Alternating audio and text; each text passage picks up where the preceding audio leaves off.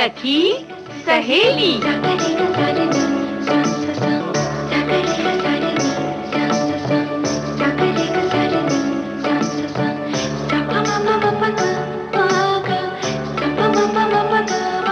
सखी सहेली।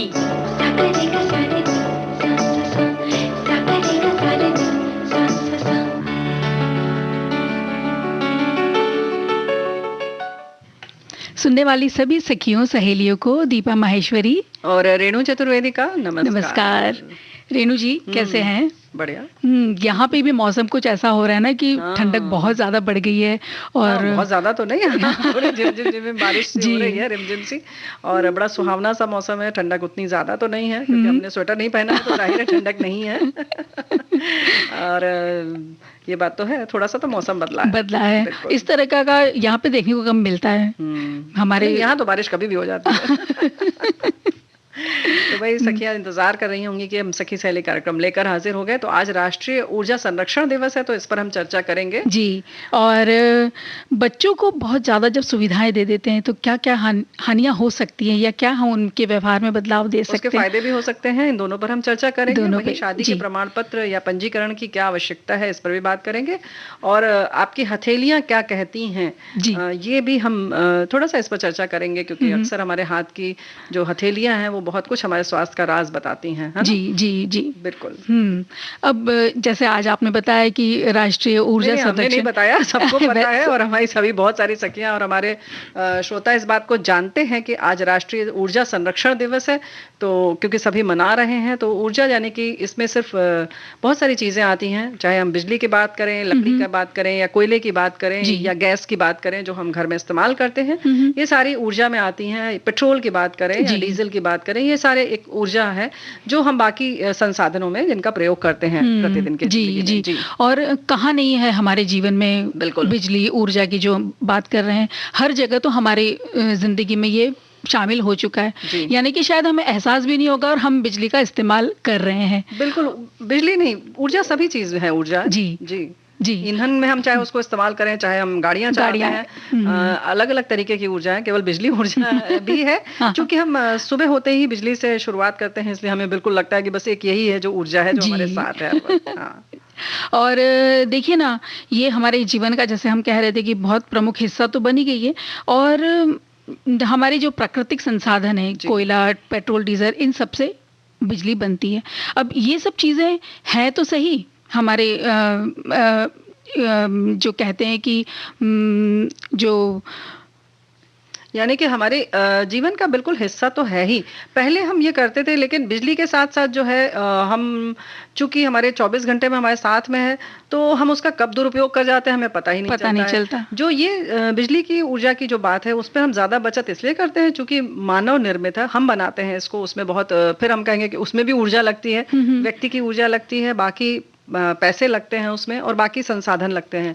लेकिन जो प्राकृतिक है, हम उनके संरक्षण की बात भी बहुत कम करते हैं, क्योंकि हमें लगता है कि बहुत प्रचुर मात्रा में है। ठीक है, प्रचुर मात्रा में जरूर है, और उसके संरक्षण की बस जरूरत है, हमें उसके उत्पादन की जरूरत नहीं पड़ती है। चाहे हम सौर ऊर्जा की बात करें या जो भी पानी की ऊर्जा भी है, हम उसको हाइड्रो एनर्जी भी कहते हैं, जैसे कि हम पन बिजली है या हवा है, ये भी सब ऊर्जा है जो हम इसको कहीं कहीं इसका इस्तेमाल करते हैं।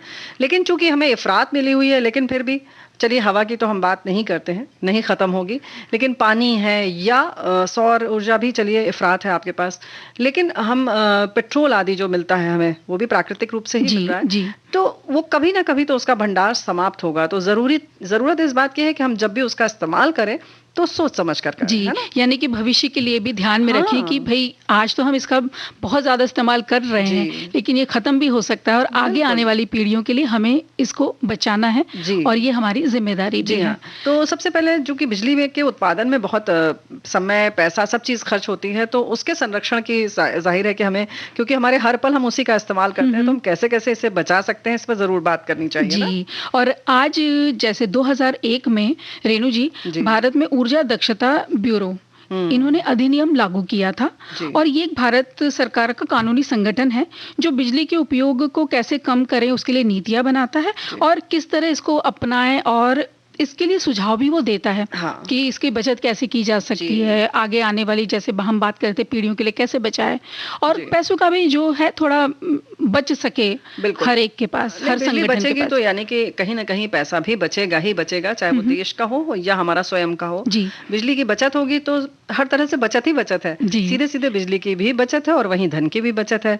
और इसके लिए बहुत सारी परियोजनाएं बनती हैं, योजनाएं बनती हैं कि कहाँ कहाँ पर और उत्पादन के लिए कौन कौन से और लगाने हैं रिसोर्सेज, कहाँ कहाँ और इनके उत्पादन की क्षमताओं को बढ़ाना है, या कैसे उत्पादन की इनकी क्षमताएं बढ़ाई जाएं, है ना। तो और कितनी आवश्यकता है, कितना हम अभी पूरा कर पा रहे हैं और कितना नहीं कर पा रहे हैं, कितनी मांग है और कितनी आपूर्ति है, इन सब का ये जो BEE जो है ना, ऊर्जा दक्षता ब्यूरो, इन सब चीज का पैमाना रखता है या सबका लेखा जोखा रखता है, और उसी हिसाब से योजनाएं बनती हैं कि और कहाँ किस तरह से उत्पादन की यूनिट इकाई बैठानी है ना? जी बिल्कुल। अब हम बात कर रहे हैं कि भाई बचाएं बचाएं, बिजली बचाएं, ऊर्जा बचाएं। अब ये बचाने का मतलब ये नहीं कि कटौती ही कर दो, भाई जहां जरूरत है, जितनी जरूरत है आप उतनी ले, मतलब कि ऐसा ले जितनी इस्तेमाल करने की जरूरत है, बाकी आप उसमें ध्यान रखें जी कि कहीं पे इसका खपत ज्यादा तो नहीं हो रही है, या हम अनावश्यक इसका इस्तेमाल तो नहीं कर रहे। इन सब चीजों के लिए अगर हम बात करते हैं तो हम हमारी सखियां जैसे जिनका कि अधिकतर समय रसोई में निकल जाते हैं, तो छोटी छोटी से वहां पे बातें हैं, और कितने सारे उपकरण हैं जो बिजली से चलते हैं हमारे रसोई में। जैसे कि फ्रिज की अगर हम बात करें तो फ्रिज जो है ये बिजली का एक बहुत बड़ा भाग उपयोग में ले लेता है। तो फ्रिज को इस्तेमाल करने में छोटी छोटी सी बातें हैं कि आप गर्म स्थान से फ्रिज को दूर रखें, ऐसे किचन में इस तरह से उसे रखना चाहिए आपके रसोई में, और दीवार के एकदम नजदीक ना हो, वो थोड़ी सी दूरी पे रखें ताकि पीछे ठंडक आती रहे, और ऐसी भी जगह पे रखना चाहिए कि सीधी धूप फ्रिज पर ना आए। बिल्कुल। और वैसे जैसे दीवार से दूर इसलिए भी रखना चाहिए क्योंकि अगर अक्सर आपने देखा होगा पीछे वो गर्म हो जाता है जब कंप्रेसर उसका, जब जाहिर है कि जब फ्रिज हम उपयोग में लाते हैं यानी कि ऑन रहता है, तो पीछे उसके गर्माहट रहती है, तो दीवार से दूर रहने से उसको हवा मिलती रहती है, तो वो गर्माहट कम होती रहती है अपने आप। जी। और वैसे भी जहाँ कहा ना कि दूर रखें, तो गर्मी से दूर रखने का मतलब एक तो धूप से हो गया, दूसरा गैस घर, अगर हम रसोई घर की बात करेंगे तो जाहिर है कि सबसे गर्म जगह जो होगी वो वही होगी जहां पर हमारा गैस का स्टोव होगा। तो ये तो हो गया कि ऊर्जा की बचत या फ्रिज की बचत की वजह से, लेकिन उसके साथ साथ इसमें दुर्घटना होने की भी संभावना रहती है, इसलिए जाहिर है कि उसको गैस से दूर ही होना चाहिए। जी बिल्कुल, क्योंकि दोनों में गैस का इस्तेमाल होता है, दोनों में ऊर्जा है, दोनों ज्वलनशील हो जाते हैं। बिल्कुल। और बार बार दरवाजा ना खोलना, और इस तरह से ध्यान रखना कि भाई आप जो चीज बना रही हैं या जिसको गर्म कर रहे हैं वो एकदम फ्रिज में से निकाल करके बाहर ना रख दे, क्योंकि वो भी जब गर्म करते हैं तो बहुत ज्यादा ऊर्जा का इस्तेमाल लेता है। उसके अलावा कभी ऐसा होता है मतलब एक मिनट जो अभी बोला कि हमें फ्रिज से तुरंत निकालना नहीं चाहिए, नहीं, मतलब फ्रिज जब हमें गैस पे गर्म करना है तो उसके थोड़ी देर काफी देर पहले से, अगर आपको जैसे सुबह उठते ही आपको पता है कि अभी चाय बनानी है हमें, तो आपको अपना जो दैनिक कार्य है उसको करने में आधी घंटा तो लगेगा, 30 मिनट 45 मिनट लगेगा, पानी पियेंगे, वॉशरूम जाएंगे, तो आप उठते ही सबसे पहले गैस से फ्रिज में से दूध बाहर रख दें, तो आधे घंटे में थोड़ा सा उसको सामान्य ताप उसका होने में समय लगेगा। ऐसे ही जैसे कि वैसे तो हम कहेंगे यही कि कोशिश करें कि सब्जी आदि फ्रिज में रखें ही ना, लेकिन अगर रखते भी हैं तो दिन में अगर हमें जैसे 1 बजे खाना खाना है तो आप 11 बजे तक 11:30 बजे तक उसको बाहर रख दीजिए ताकि उसका तापमान जो है वो सामान्य हो जाए। और कई बार ऐसा होता है ना कि कहीं से खराब हो रहा है फ्रिज, लेकिन अंदर ठंडक है, तो हम उसको चलाते रहते हैं, हम इंतजार करते हैं कि हाँ आएंगे, इंजीनियर आएंगे, जब देखेंगे तब तक ठीक है, लेकिन तब तक तो हम इसे चला लें। नहीं आएंगे नहीं क्या, बल्कि हम तो बुलाते ही जब तक कोई काम ना अटक जाए, तो बेहतर है कि उसको तुरंत बनवा लिया जाए।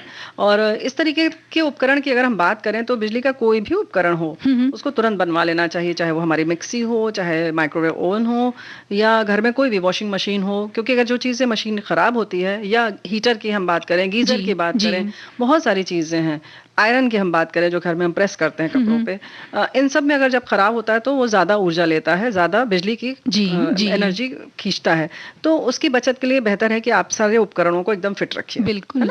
और ये भी है कि फ्रिज का जो गास्केट होता है ना दरवाजे पे, जो प्लास्टिक का, जिससे बिल्कुल तेजी से बंद हो जाता है फ्रिज, ये कभी कभी ढीला सा पड़ने लगता है, और हम इसकी परवाह नहीं करते कि हमारा दरवाजा वो जो फ्रिज का है वो ढीला है या बराबर बंद हुआ है या नहीं। इससे ठंडक अंदर कम होगी और हमें पता भी नहीं चलता बिल्कुल। कि अंदर खराबी होना शुरू हो रही है।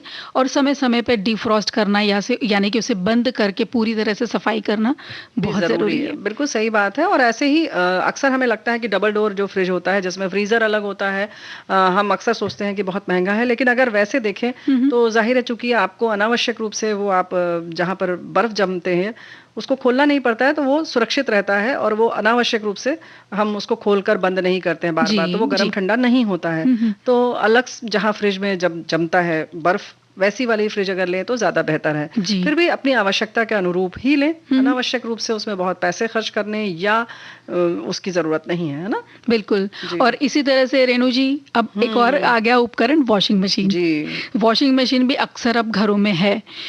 सब जगह तो नहीं है, लेकिन फिर भी लोगों के घरों में रहती है वॉशिंग मशीन। तो क्या होता है कि 2, 4, 6 कपड़े हुए और हम उसको चला लेते हैं, तो ये भी बहुत ज़्यादा बिजली खींचता है। जी। और पूरा लोड हो, यानी कि जब पूरे फुल उसमें कपड़े जितने की जब आते हैं इंजीनियर वो समझाते हैं, जब हम लगाते हैं कि आपको कैसे चलाना है, कैसे इसमें डिटर्जेंट डालना है, जी। कितनी मात्रा डालना है, तो ये सब बातों को बहुत ध्यान से सुनते हुए उसको पूरा जब लोड रहता है वो जितने मात्रा में कपड़े उसमें जितने लीटर का अंदर का वो जो आपका सर्कल हाँ, है, यानी कि जितना आपको खुद धीरे-धीरे समझ में आ जाता है कि अब ये कपड़ा हो गया पर्याप्त, जितना कि धुलना चाहिए। ये नहीं कि आपका बस 2 कपड़े गंदे हुए और आपने डाल दिया। जी। तो भई ये समय-समय की बात है, तो समय तो अब हमें लगता है कि बहुत लंबी-लंबी हम लोगों ने बातें कर ली। एक अच्छा-सा गीत सुन लेते हैं, फिर जी। आगे की बात जारी रखते हैं।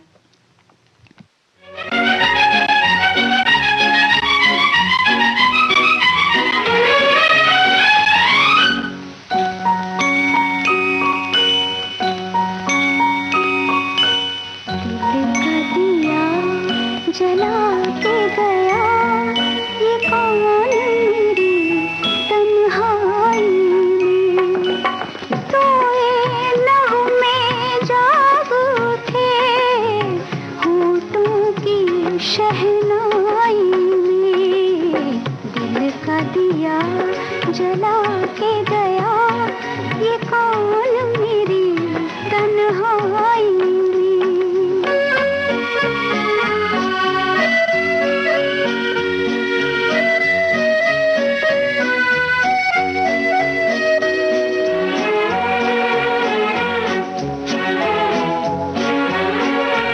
प्यार अरमानों का दर खटकाए, ख्वाब जागी आंखों से मिलने को आए, प्यार अरमानों का दर खटकाए, ख्वाब जागी आंखों से मिलने को आए, कितने साए डोल पड़े सोनी सी अंगनाई में, दिल का दिया जला के गया ये कौन मेरी तन्हाई में।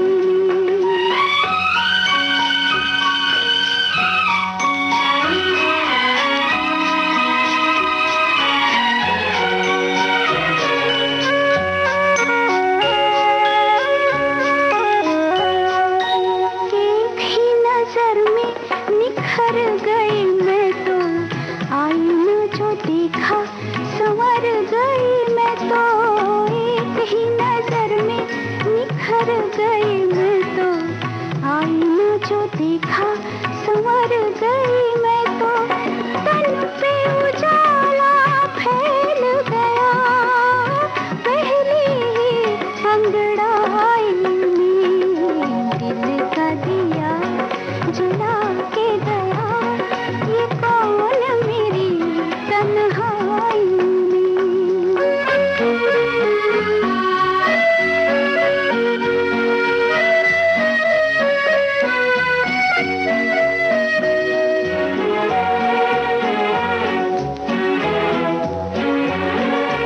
कांपते लबों को मैं खोल रही हूँ, बोल वही जैसे के बोल रही हूँ, कांपते लबों को मैं खोल रही हूँ, बोल वही जैसे के बोल रही हूँ, बोल जो डूबे से है कहीं इस दिल की गहराई में, दिल का दिया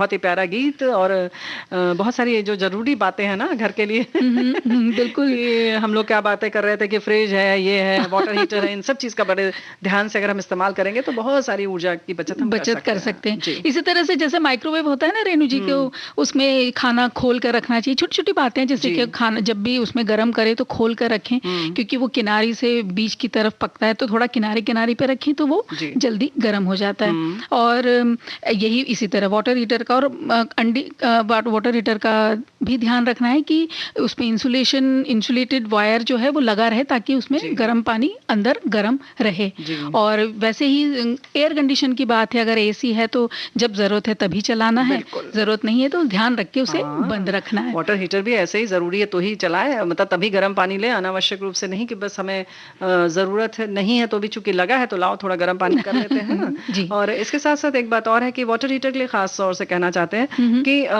बहुत बड़ा भी लोग लगवा लेते हैं, जबकि जी, उतनी जी। परिवार में सदस्यों की संख्या कितनी है उसके हिसाब से लगवाना चाहिए। कभी कभी 5 लीटर 7 लीटर का जो होता है वो बहुत बड़ा हो जाता है। जी। छोटे परिवार हैं चूंकि आजकल तो 1 लीटर 3 लीटर से काम आराम से हो जाता है, नहीं तो वो पूरा गर्म होता है और बहुत देर तक जितनी आपको आवश्यकता नहीं है उससे ज्यादा जी, पानी की मात्रा जी। गर्म हो जाती है। तो कुछ ऐसी चीजें हैं, इन सब का इस्तेमाल तो हमारी सखियों को पता है, लेकिन फिर भी थोड़ा सा सजग रहें, सावधान रहें। जी। वैसे ही घर में प्रकाश की जो व्यवस्था होती है ना, तो हम पहले बल्ब का इस्तेमाल करते थे, फिर धीरे धीरे ट्यूबलाइट आई, तो ऐसे और बहुत सारे उपकरण हैं जिनसे कि बिजली की बचत होती है ना? जी। और जब जरूरत नहीं है तो बल्ब ट्यूबलाइट वगैरह लगाने की जरूरत नहीं है। अगर आपके घर में ऐसा है कि अच्छी प्राकृतिक रोशनी आती है, जी। तो दिन का जो भी काम या बारीक काम जो भी है दिन में ही कर लें, ताकि वो शाम तक ढलते में हमें वो काम करने की भी जरूरत नहीं है। और अगर सारे के सारे एक ही कमरे में बैठते हैं तो हर कमरे में बिजली लगाने की जरूरत भी नहीं है। और पहले साधारण बल्ब का इस्तेमाल होता था रेणु जी, उसके बाद अब ये बल्ब आ गए, एलईडी बल्ब आ गए हैं। तो इस तरह के बल्बों से ये होता है कि साधारण बल्ब से 1/4 सिर्फ ऊर्जा का ही इस्तेमाल करते हैं। बिल्कुल। तो हम इस तरह के बल्ब अगर लगा लेते हैं, जो कि ऊर्जा भी कम इस्तेमाल लेते हैं और पैसों की भी बचत यहाँ पे हो जाती है, तो यहाँ एक तरीके से ये भी संरक्षण हुआ हमारे ऊर्जा का। और जब ज़रूरत ना हो तो बत्ती बुझा के रखें। और बहुत सारे जैसे उपकरण होते हैं ना हमारे घर में, छोटे छोटे, कि छोटे छोटे नहीं बोलूँगी, इसे कहूँगी कि कंप्यूटर है, तो जब कंप्यूटर का इस्तेमाल हो गया तो बंद कर लें, और साथ में अनप्लग करना। जी। आपकी जितना जो साउंड सिस्टम है उसको भी अनप्लग करना, या टीवी जब देख लिया तो बंद तो कर देते हैं हम टीवी का स्विच, यानी कि प्लग भी अलग कर दें सॉकेट में से, जो उसका जो प्लग पॉइंट्स हैं उनसे भी उनको अलग कर दें, क्योंकि बहुत सारी जगहों पर इनमें जो छोटी छोटी लाल बत्तियां जलती रहती हैं वो भी ऊर्जा लेती हैं, क्षय करती हैं उनका। और इन सब उपकरणों की तो बात है ही, और बिजली की बचत तो हम करेंगे ही, साथ साथ जो हमारे जो गैर पारंपरिक ऊर्जा संसाधन हैं, जो उनकी भी हम अगर कोशिश करके, जैसे कि सौर ऊर्जा का इस्तेमाल करें, सोलर पैनल्स लगा लें, ऐसे ही सोलर कुकर आता है, जैसे कुकर में भी बहुत अच्छा खाना बनता है, उनका प्रयोग शुरू कर दें। ऐसे ही अगर आपके पास जगह है तो वाटर हार्वेस्टिंग जैसे की जाती है, पानी का भी संरक्षण किया जाता है, बारिश के पानी का, तो कुछ इस तरीके के बारे में भी सोचा जाना चाहिए और उसके बारे में भी प्रयास करना चाहिए। जी। तो सोलर पैनल अगर बहुत बड़ा नहीं आप नहीं लगवा सकते तो छोटा भी अगर सुविधा है आपके पास तो छोटा लगवा लें। इससे क्या होगा कि छोटी मोटी जो बिजली की खपत है वो भी पूरा कर देता है। इसमें जानकारियां भी लोग ले रहे हैं, जागरूकता भी बढ़ रही है। सोलर कुकर भी बहुत अच्छा आप इस्तेमाल कर सकते हैं, बिना पैसे के, बिना कुछ ज़्यादा देखे भाले, बिना चलाए, बड़ी आसानी से अगर आपके घर में धूप आती है तो आप उसका इस्तेमाल कर सकती हैं बहनें हमारी। तो हमारी तो यही कोशिश है कि आप, और इसके साथ साथ हम जैसे बात कर रहे हैं कि पेट्रोल है, डीजल है, तो जो भी हम वाहन चलाते हैं उनका भी ख्याल रखें, वो भी इसी तरह से समय समय पर उसकी सर्विसिंग कराते रहें, उसको फिट रखें, ताकि वो अनावश्यक रूप से ऊर्जा न खींचे, व्यर्थ न जाए। और जो चलाने के बहुत सारे जो तरीके हैं, उसमें जो अपने ऊर्जा बचाने का जो तरीका है पेट्रोल की बचत का, वो सब जानते ही हैं कि जैसे कि लाल बत्ती अगर है, आपके चौराहे पर खड़े हैं, तो आप अपनी मोटरसाइकिल है, कार है, उसको ऑफ कर दें, फिर से स्टार्ट कर लें। तो समय समय पर जैसे कहा कि उपकरणों का ध्यान रखें तो आपको भी आराम रहेगा और अनावश्यक रूप से ऊर्जा व्यय नहीं होगी। तो ये बहुत तरीके की ऊर्जाएं हैं जिनका कि हमें सही ढंग से इस्तेमाल करना चाहिए, ताकि चूंकि हमारी सुविधा के लिए बनी है तो हमें सुविधा देती रहें और अनावश्यक हम इसे व्यय ना करें। जी। और थोड़ा सा अगर हम इस पे ध्यान भी रखने लगे ना रेणु जी, कि हमें ये करना है, ये आदत बदलनी है, तो धीरे धीरे आदत में भी आ जाएगा और ध्यान में भी रहेगा। बिल्कुल।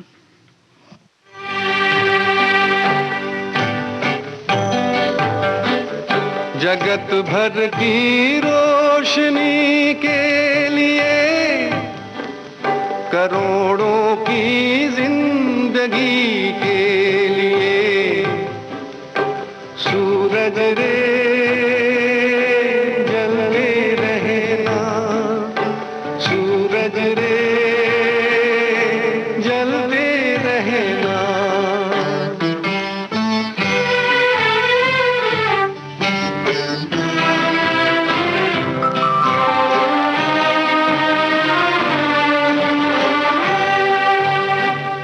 जगत कल्याण की खातिर तू जन्मा है, तू जग के वास्ते हर दुख उठा रे, भले ही अंग तेरा भस्म हो जाए, तू जल जल के यहाँ किरणें लुटा रे।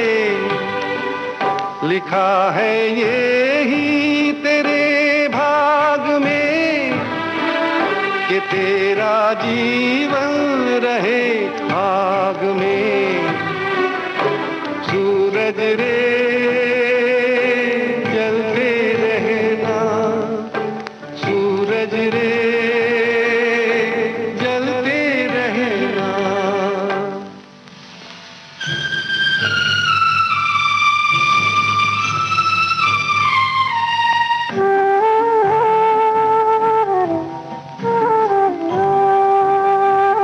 करोड़ों लोग पृथ्वी के भटकते हैं, करोड़ों आंगनों में है अंधेरा, अरे जब तक न हो घर घर में उजियाला, समझ ले है अधूरा काम तेरा। जगत उद्धार में अभी देर है, अभी तो दुनिया में अंधेर है, सूरज रे जलते रहना, सूरज रे जलते रहना। जगत भर की रोशनी के लिए, करोड़ों की जिंदगी के लिए, सूरज रे जलते रहना, सूरज रे जलते रहना।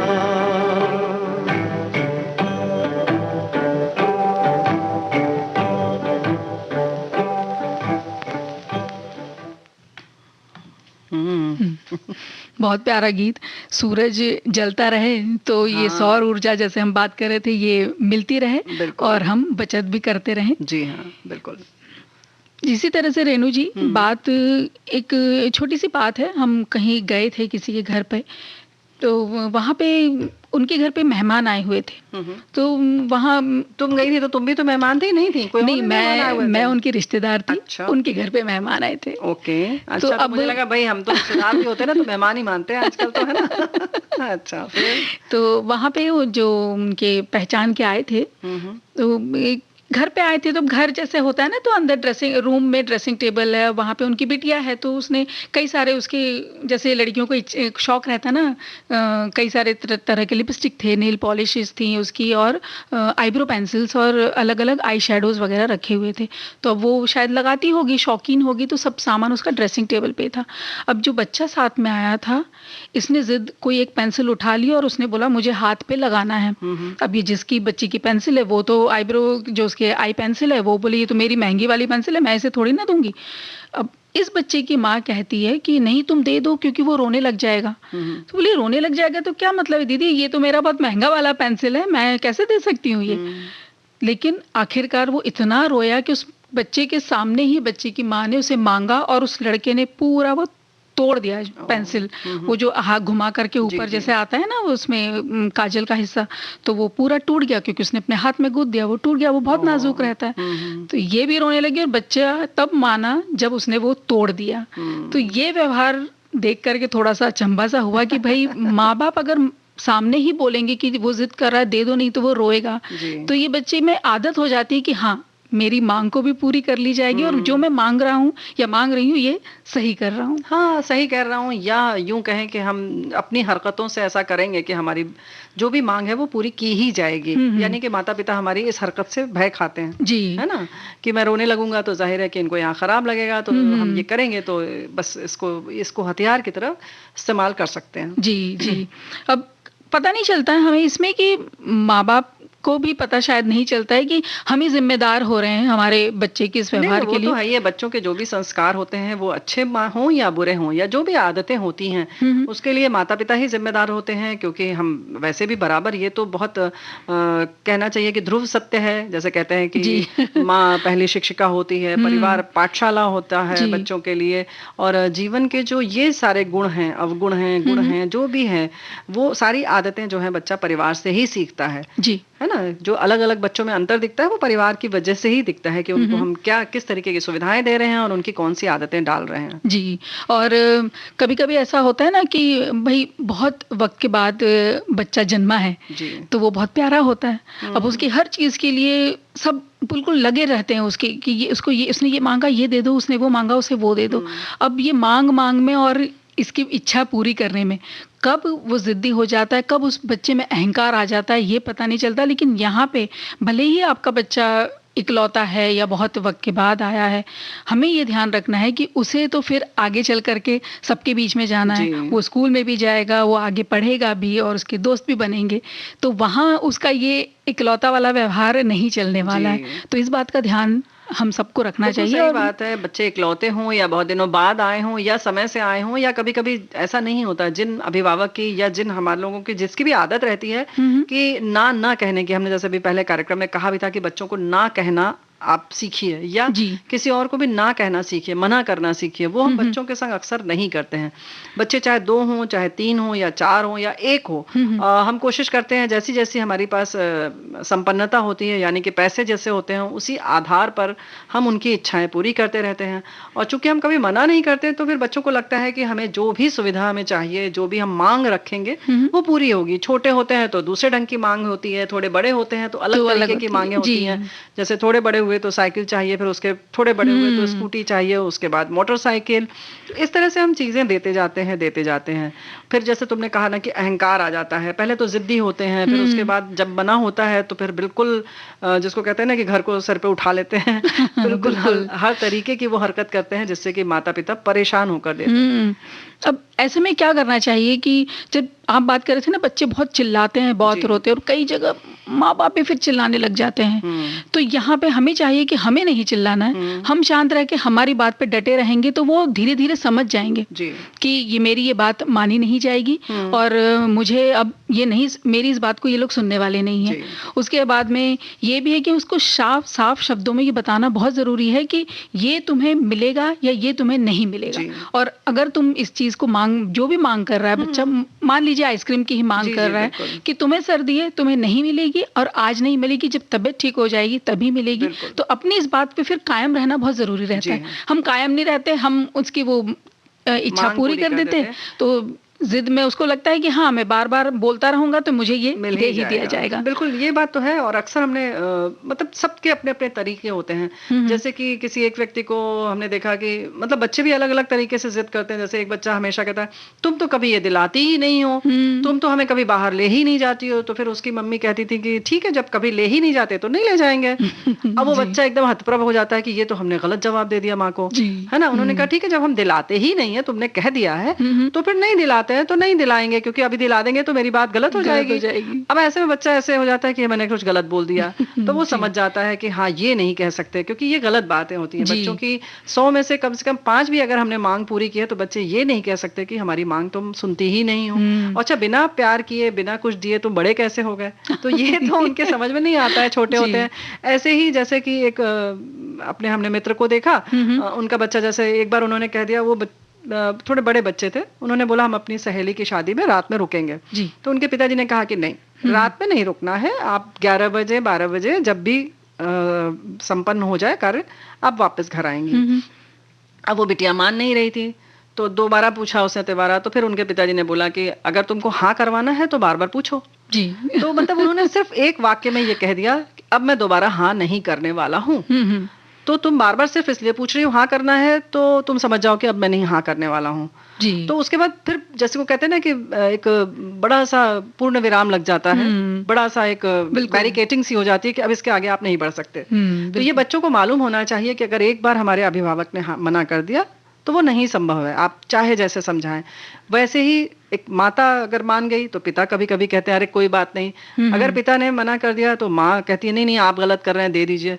तो इन दोनों में भी आपस में बहुत ही अच्छा समझौता होना चाहिए। जी। अगर गलती से भी किसी ने गलत बोल दिया है दोनों में से, पिता या माँ में से, तो उस पर उन्हें कायम रहना चाहिए। भले ही बाद में बताएं कि देखो तुमने यहाँ पर ये गलत निर्णय लिया था, लेकिन बच्चे के सामने ये ना करें कि आप अपनी बात से हट जाएं। जी। या निर्णय बदल दें। जी, बिल्कुल। उसको ये नहीं पता लगना चाहिए कि हाँ ये माँ ने बदला या पिता ने बदला। जी। दोनों का एक ही होना चाहिए निर्णय, जो भी हो। यानी कि दोनों का झगड़ा बच्चे के सामने बिल्कुल नहीं होना चाहिए। झगड़ा तो नहीं, लेकिन हाँ मतैक के जैसे नहीं होता है कभी कभी कि चलिए आइसक्रीम खिलाने की बात है, मौसम भी ठीक है, तबीयत भी ठीक है, लेकिन आज माँ ने कहा नहीं, तो भले पिता को लग रहा है कि आज खिलाया जा सकता है, फिर भी उस समय चुप रह जाए और फिर धीरे से कहें कि भाई देखो इस समय खिलाया जा सकता था, चलो कोई बात नहीं कल खिला देंगे। जी। तो दोनों को एक इकाई के रूप में सामने आना चाहिए। उसका फायदा बच्चे फिर नहीं उठाते हैं। बिल्कुल। तो ये सारी चीजें हैं जो हम आधुनिक सुविधाएं जरूर दें। हमारे पास बहुत सारे, अगर हमारे पास जैसा पैसा है, जैसी सामर्थ्य होती है, हम चाहते हैं कि बच्चों को पूरी सुविधाएं दी जाए, लेकिन उसमें समझदारी बहुत जरूरी है। बिल्कुल। और ये हमारे प्यारे हैं तो बिल्कुल उनको प्यार से भी पोषित करना है और अनुशासन का भी ध्यान रखना है। बिल्कुल।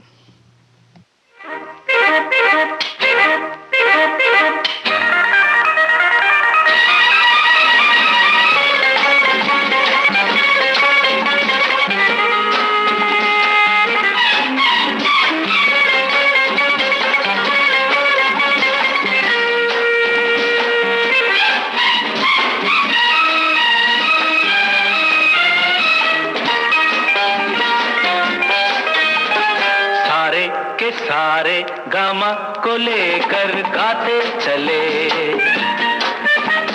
सारे के सारे गामा को लेकर गाते चले।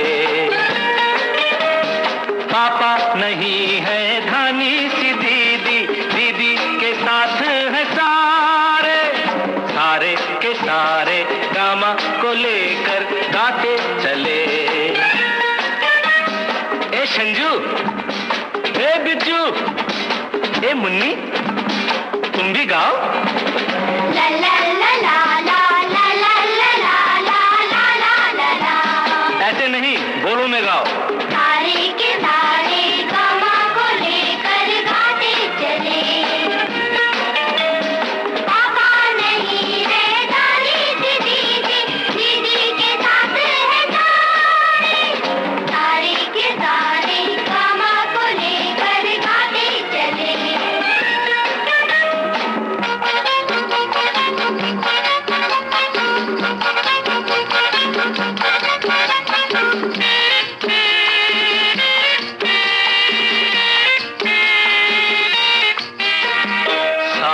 से निकले रोज सवेरा, दूर करे अंधियारा, रेस रेशमी किरणों ने खूब किया उजियारा। साथ निकले रोज सवेरा, दूर करे अंधियारा, रेत रेशमी किरणों ने दूर किया उजियारा। ला ला ला ला ला ला ला ला ला ला ला। रमा गाओ ना।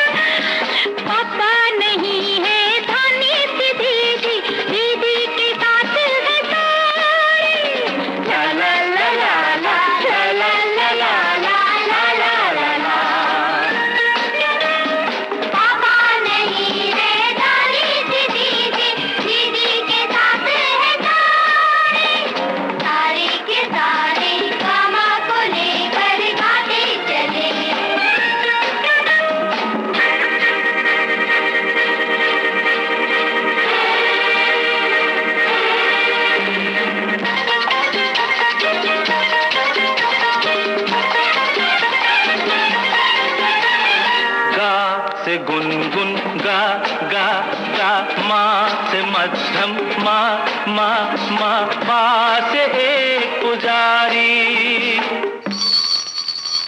सा सा रे ग ग म प प म ग प म रे मा ग।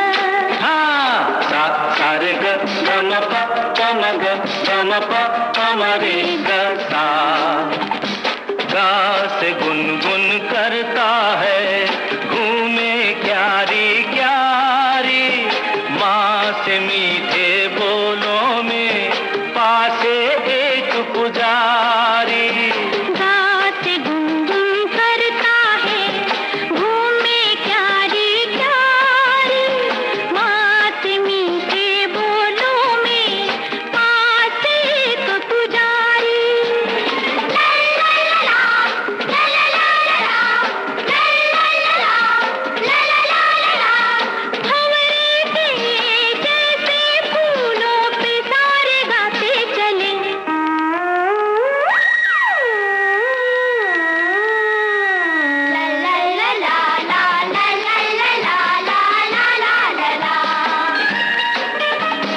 पापा नहीं है धानी सी दीदी, दीदी के साथ है सारे।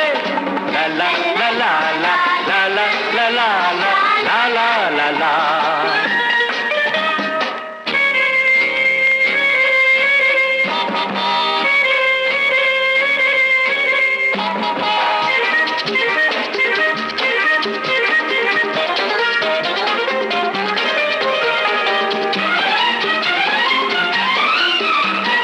धा मा धा पा गा पा, धा से धूप सुनहरी है, ये नी नशीली लागे।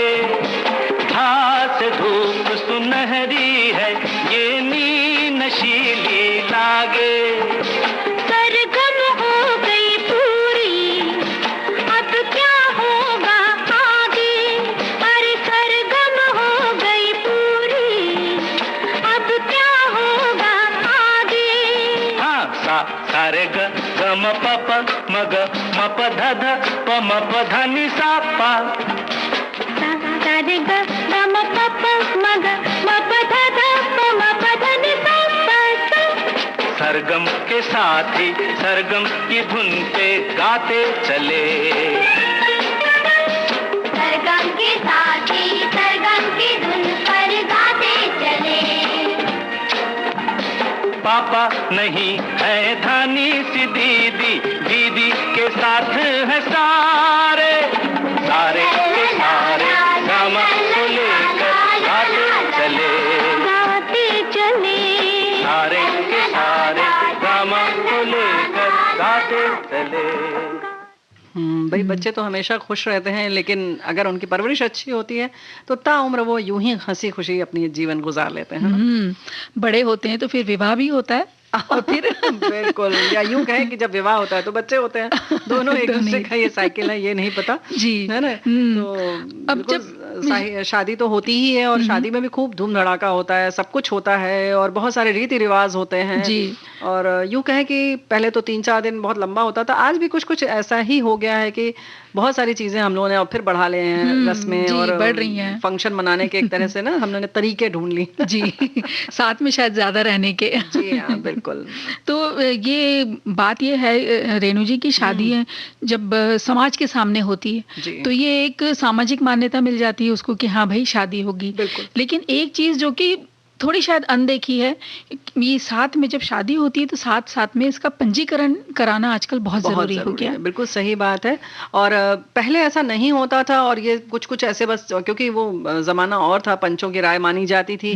5 लोग खड़े हो गए कि हाँ ये इनके पति हैं, ये इनकी पत्नी है, बस हो जाता था। जी। अब ऐसा नहीं है, हर चीज का दस्तावेज रहना बहुत जरूरी है, पंजीकरण बहुत जरूरी है। जैसे कि जन्म प्रमाण पत्र जरूरी है, मृत्यु प्रमाण पत्र जरूरी है, जी। वैसे ही शादी का प्रमाण पत्र भी बहुत आवश्यक है। तो इसको जैसे ही शादी हो इसको भी तुरंत बनवा लेना चाहिए, है जी। ना? तो कहाँ-कहाँ ज़रूरत हो सकती है, जैसे जॉइंट बैंक खाता खुलवाना, जी। जब शादी हो गई तो भई साथ में है, तो हो सकता है आपको ज़रूरत हो क्या आपको हाँ, एक वही हमने जॉइंट कहा कि बैंक ज़रूरत है, ज़रूरी नहीं है, लेकिन हाँ, अक्सर कभी-कभी ऐसा लगता है कि एक संयुक्त खाता खुल जाए। हुँ, हुँ। और कुछ चीज़ें ऐसी भी होती हैं कि कुछ शादी-विवाह में मिले हुए पैसे होते हैं, उनको रखना होता है, तब भी कभी-कभी ऐसा होता है कि संयुक्त खाता हो तो अच्छा जी, है, जी। या बाद में कभी लोन आदि की भी आवश्यकता होती है, तो संयुक्त खाते की आवश्यकता पड़ जाती है। जी। तो ऐसे में बहुत ज़रूरी है कि आपको आपका जो है ना शादी का प्रमाण पत्र हो तो ज़्यादा बेहतर रहता है। और जब पासपोर्ट बनवाना है, क्योंकि जी। ये आजकल आईडी के लिए भी बहुत ज़रूरी हो गया है, एक प्रमाण बन जाता है, ठोस पहचान प्रमाण है हाँ आपका, जी। और इसमें विवाह के बाद का, चूंकि खास तौर से दीपा इसलिए भी बहुत जरूरी होता है जहां पर सरनेम बदलता है। जी। जहां नाम बदलता है वहां पर भी आवश्यक है, लेकिन अक्सर पहले तो ऐसा होता था कि या कुछ प्रांतों में केवल कि सरनेम बदलता था। तो सरनेम जो बदलता था यानी कि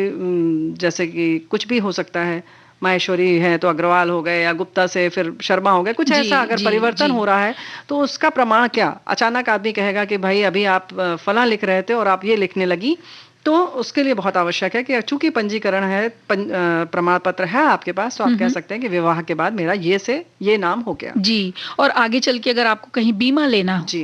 बीमा जब लेना चाहते हैं, तो जैसे कि आप बता रहे थे कि नाम अगर बदला हुआ रहता है, जी। तो क्योंकि सारे कागजात देखते हैं वो, तो वहां पे भी प्रमाण पत्र बहुत जरूरी हो जाता क्योंकि है। आपकी पढ़ाई लिखाई का प्रमाण पत्र किसी और नाम से होगा, जी। या उसमें सरनेम कुछ और होगा, या नौकरी लगने की बात हो तो भी बहुत आवश्यक हो जाता है। जी, बिल्कुल। और अगर ये दंपत्ति कहीं बाहर जा रहे हैं जी। घूमने के लिए, या फिर ऐसा है कि भई अब नौकरी के लिए ही दोनों बाहर जा रहे हैं, तब वीज़ा लगाना होता है, तो तब भी ये प्रमाण पत्र बहुत ज़रूरी होता है।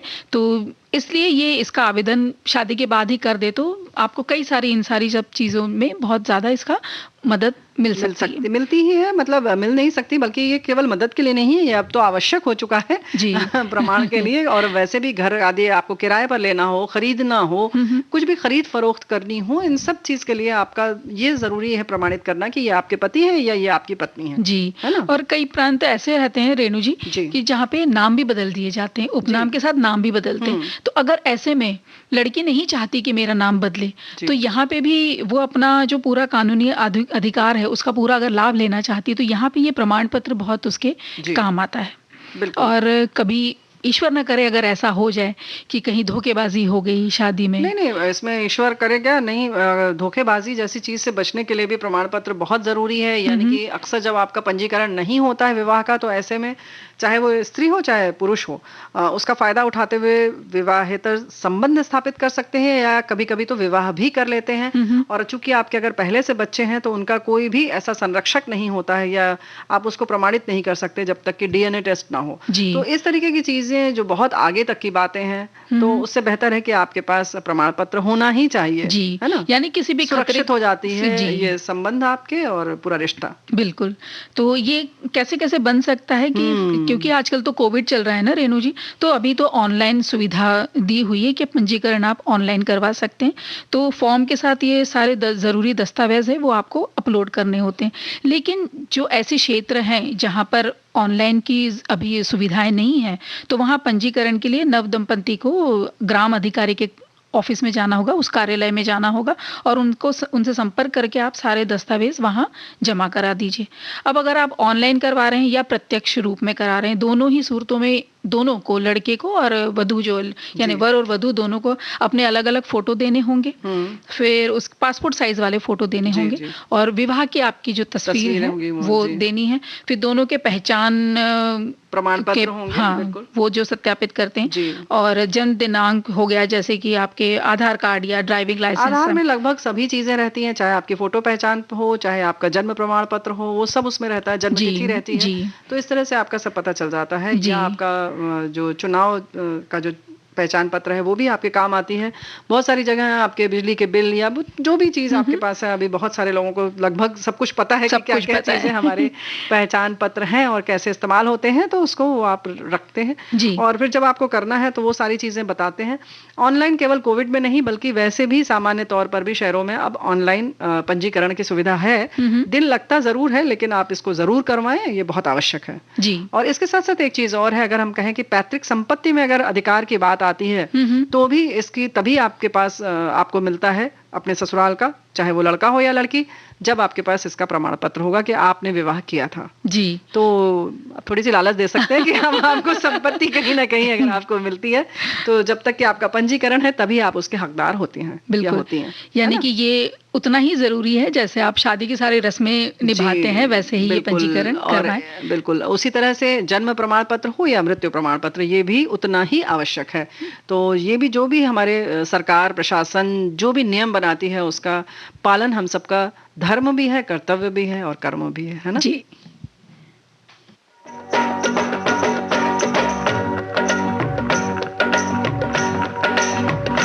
मेरी दूरों से आई बारात मैया मैं तो पाऊनी, मेरी दूरों से आई बारात मैया मैं तो पाऊनी। बलमा छैल छबीला मन को मोहे जोड़ा रंग रंगीला, तन पे सोहे बलमा छैल छबीला मन को मोहे मैं तो हारी जाऊं बलिहारी जाऊं, बड़ा पाऊं ये किसका आंगन में खिले फूल से मेरे तन मन में। छूटा मैंने की गलियों का साथ मैया मैं तो पाऊंगी, मेरी दूरों से आई बारात मैया मैं तो पाऊंगी।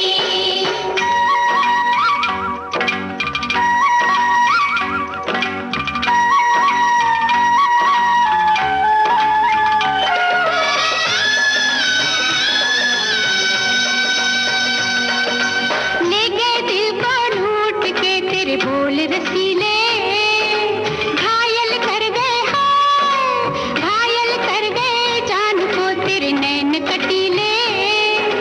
ले गए दिल को लूट के तेरे बोल रसीले, मैं तो हारी जाऊं बलिहारी जाऊं, जब मुखड़ा देखूं दर्पण में तेरी सूरत उभरे नैनन में।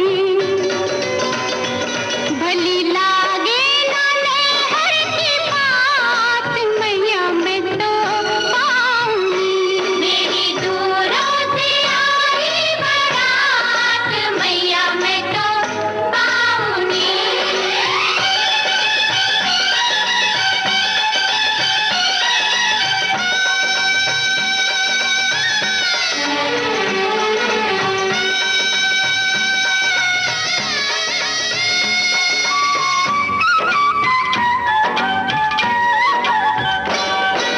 वार दिया मैंने तुझ पर दिल वार दिया, हार दिया मैंने सब कुछ अरे हार दिया, मार दिया तूने जुल्मी हाय मार दिया, मैं तो हारी जाऊं बलिहारी जाऊं, तेरा नाम बसे मेरी धड़कन में, तेरा रूप हंसे मेरे सपनन में। लिया साजन ने हाथों में हाथ मैया मैं तो पाऊंगी, मेरी दूरों से आई बारात मैया मैं तो पाऊंगी, मेरी दूरों से आई बारात मैया मैं तो पाऊंगी।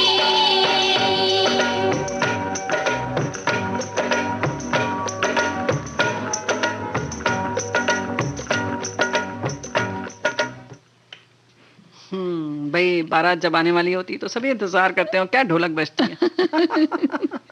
और जो नाचते हैं बहुत देर तक, जब बारात अंदर नहीं आती और वो बाराती बहुत देर तक नाचते हैं तो ये लड़की वाले भी थोड़े से झल्ला जाते हैं, भाई कब तक आप लोग नाचोगे, अब अंदर आ और जाओ। उन्हें समय का पता ही नहीं चलता है। ये बात तो बिल्कुल सही है जी। और शादी ब्याह जब होती है तो खास तौर से मेहंदी बहुत याद आती है और जो हमारी हथेली पर सजती है ना। जी बिल्कुल, यूं तो ठीक है मेहंदी सजती है और बाकी कभी आप वैसे देखिए तो यूं आमतौर पे गुलाबी, हल्की सी गुलाबी रंगत लिए रहते हैं हमारे हाथ। हथेली हमारी, बिल्कुल बिल्कुल। यानी कि ये सेहत बिल्कुल ठीक है। कभी कभी आपको नहीं लगता है कि हमारे हाथ की रंगत थोड़ी सी अगर बदल जाती है तो वो हमें सेहत के बारे में कुछ बता रहे हैं, कुछ कह रही है हमारे पता नहीं, हथेली? कभी ध्यान से देखा ही नहीं हम लोगों ने तो भी हथेलियों की ओर कभी गौर से हमने नहीं देखा। ये बात बिल्कुल सही है कि हम अक्सर कहते हैं कि चेहरा जो है हमारे स्वास्थ्य का आईना है, हमें पता चल जाता है चेहरा थोड़ा सा मुरझाया हुआ है तो क्या बात है, आंखों के नीचे काले घेरे हैं या नींद पूरी नहीं हो रही है। लेकिन लेकिन वहीं हम अगर गौर करें तो हथेली और हमारे हाथ के नाखून भी हमारी बहुत सारी सेहत की बातें बताते हैं, है ना? जी बिल्कुल। जैसे बहुत लंबे समय तक अगर हाथ की हथेली लाल लाल सी रहती है ना जी। रेणु जी, तो ये सामान्य फिर नहीं है। तो यहाँ पे जरूरी है कि आप डॉक्टर को दिखाएं, क्योंकि हो सकता है ये लिवर की समस्या को कुछ संकेत कर रहा जी। हो। तो वैसे तो क्या हल्की गुलाबी रहती है, जी। और कभी कभी लाल लाल चट्टेदार धब्बेदार हाँ, चिन्ह बीच चकत्ते बीच में जैसे से चकट्टे दिखते जैसे हैं, आ जी। जाते हैं। तो यहाँ हमें लगना समझ जाना चाहिए कि अब हमें डॉक्टर के पास जाना है।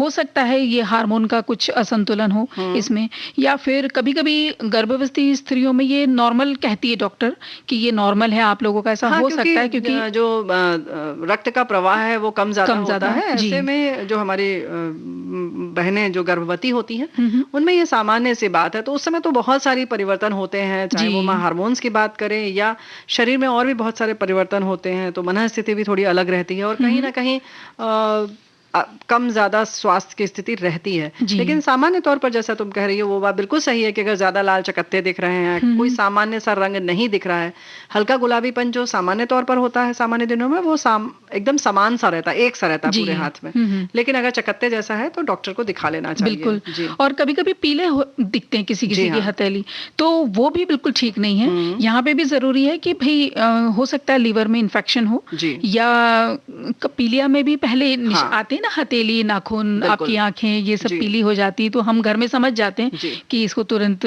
डॉक्टर को दिखाने जी हाँ। लेके जाना है। इससे पहले हम नाखून भी देख सकते हैं, नाखून भी पीलापन हो जाता है, दबाने पर लाल अगर नहीं हो रहा है, गुलाबी नहीं हो रहा है, तो इसका मतलब कि आपके में खून की कुछ कमी भी हो जी। सकती है, वो एनीमिया भी हो सकता है। तो इन सब चीजों का भी थोड़ा सा ख्याल करें। जी।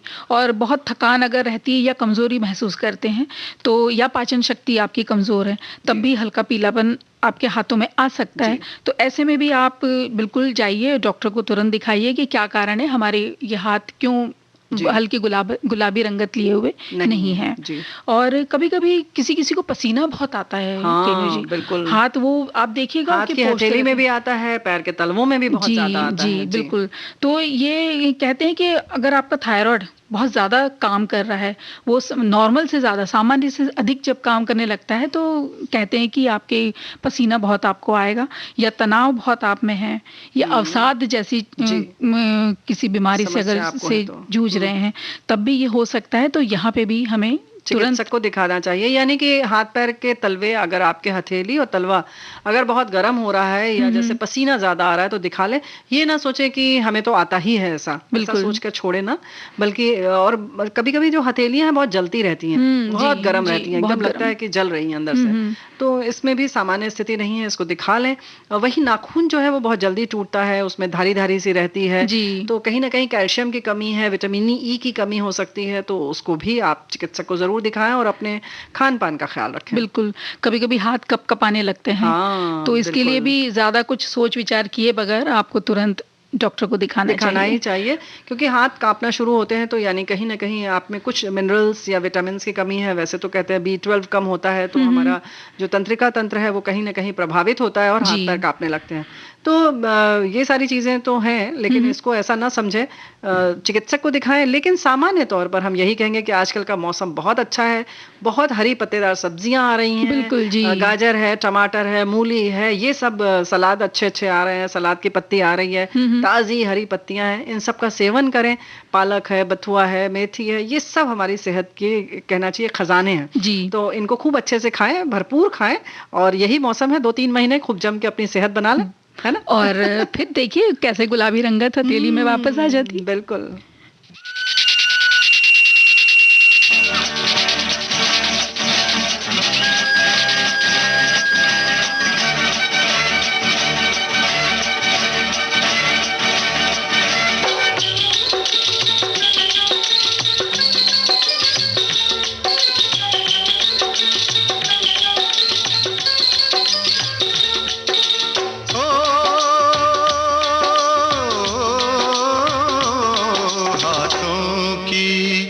चंद लकीरों का, हाथों की चंद लकीरों का सब खेल है बस तकदीरों का, सब खेल है बस तकदीरों का। तकदीर है क्या मैं क्या जानूं,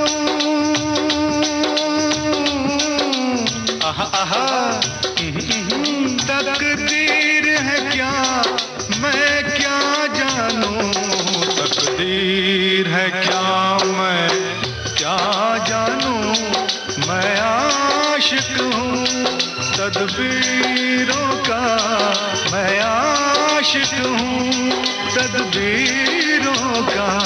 हाथों की चंद लकीरों का, तिरछितम तितम तारितम तितम तिरछितम तितम तारितम तितम तिरछितम तारितम तिरछितम तारितम तारारारारारा।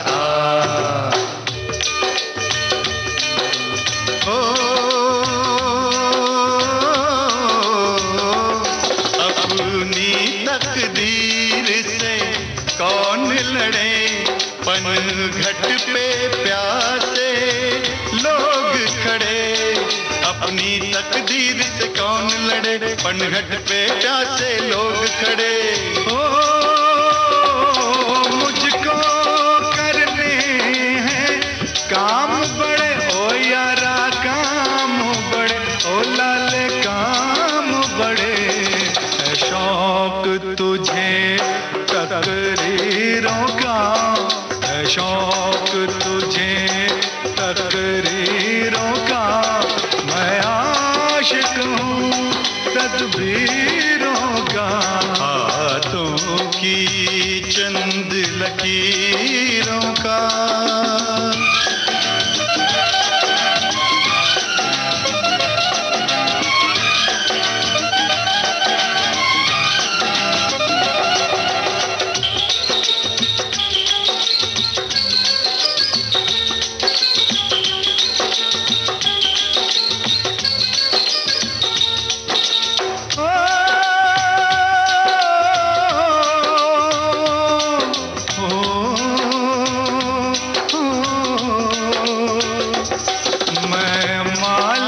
अपनी किस्मत का, मैं बंदा अपनी हिम्मत का, मैं मालिक अपनी किस्मत का, मैं बंदा अपनी हिम्मत का।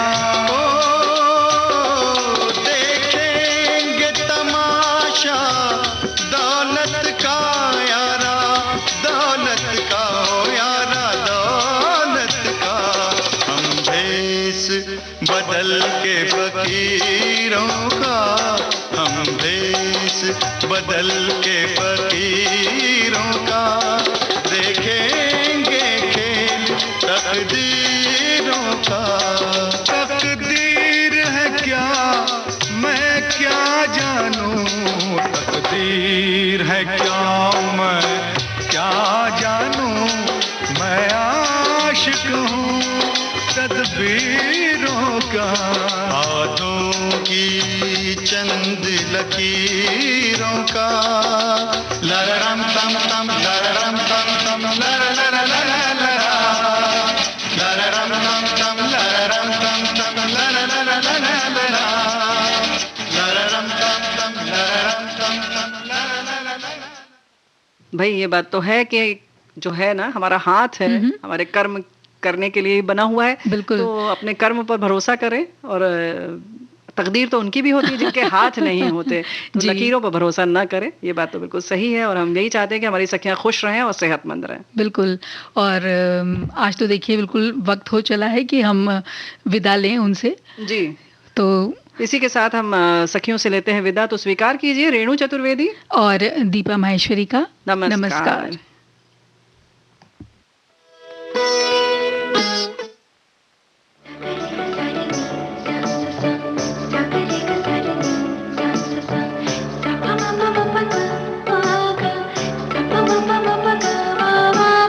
सखी सहेली।